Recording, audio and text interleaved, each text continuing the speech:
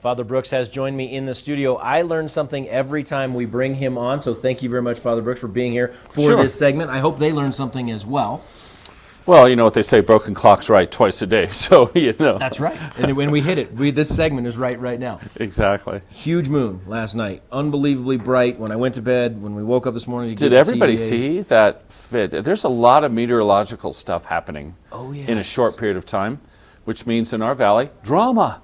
Can you imagine being in a hospital or an ER or mental health when there's a full moon like this? Or classroom. Don't forget about the classroom. Or the classroom. It's all, but stuff gets real fast. Does. So yeah, it exactly. Does. And the pull of the moon, you think about the tidal cycles and all that stuff, it's doing that to our bodies as well.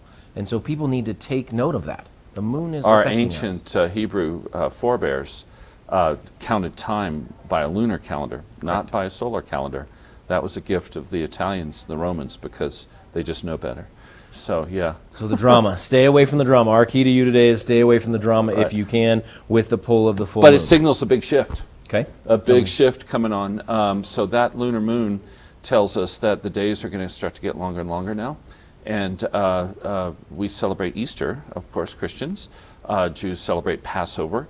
Right after that first full moon after the vernal equinox. Okay. So that's kind of code for springtime. Right. And so we get ready for that. We back up 40 days, the season of Lent in many of our churches. Correct. The Protestants, they're still catching up on that. But, Lent. And so we have a big blowout to get all the fun food out of your house. Okay. Called Fat Tuesday. Right. Or Mardi Gras. And that was the tradition to get all the fat out of the house, the sugar, the salt. And so they would cook crazy food to clean it out of their larders before Lent.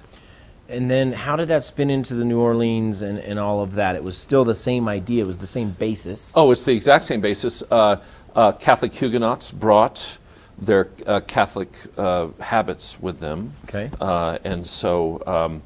and met the cuisine, that unique, distinctive American cuisine. Some call it the only American, really truly American cuisine in New Orleans. And then they just applied that New Orleans filter to it and turned it into about 8 days where you forget who you are. And but you're clearing out. You're clearing your food. You're clearing out. You wake up. You get sprung from jail. Right. And, right. And then you start 40 days of a much more serious. We'll talk about that next week. But and so the next day after Mardi Gras, Ash Wednesday. And this is what I want to get to real quickly. Our church, along with our Lutheran brother, Scott Beebe, are doing Ashes to Go. Tell me about and that. This is not waiting for you all to come to the Vail Chapel or the Beaver Creek Chapel. We go out. I stand in the Vail Village at the intersection right between Pepe's and Gorsuch and the Covered Bridge Street. Right. And I offer ashes in my full robes to anybody that's walking by, skiers, people that work in the restaurants. We've served hundreds of people Lion's Head. And then this year we're going to go up again Beaver Creek.